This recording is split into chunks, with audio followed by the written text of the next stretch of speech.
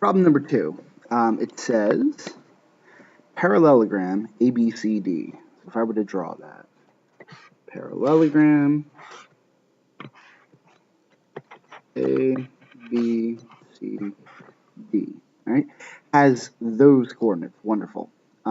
What are the coordinates of E? And that will take place when diagonals intersect, all right?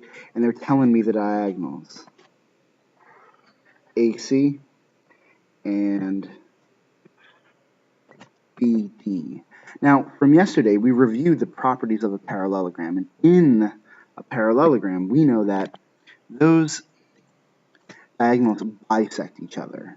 Okay, they cut each other in half. Well, if that happens, that means that they share a midpoint, right? The way you show that diagonals bisect each other is that you show that they share a midpoint. So when they say, what are the coordinates of E, the place where those diagonals cross, they're really asking, where's the midpoint of both of those segments? And in this case, we're only going to have to do one calculation, because no matter which one we choose, that's going to be the point where those diagonals bisect each other. You could do both of them if you just want to double check. But it's important that we're doing the calculation for either AC or BD. I'm going to do AC. I don't know why I just chose it, right? So we're doing the midpoint. We know the x value of our midpoint, that's going to come from the x values of the two endpoints, A and C. So the x value of my endpoints are 1 and 3, so that's 1 plus 3 over 2. Well, that's 4 over 2. Well, that's 2. All right? And then the y value for my midpoint, that's going to come from averaging my y's of the two endpoints. So that's 5 and minus 1.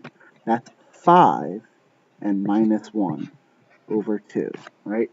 I know you see it as y1 plus y2 over 2. Well, that's the same as if I were to do this 5 plus this minus 1, right?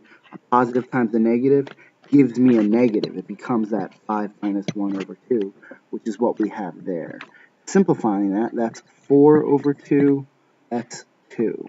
So it looks like E, right? The point that they're asking me for is 2, comma 2, right? 2 and 2. Let's see if that's an answer choice. Hey, look, it is. It's number 1. Thank you.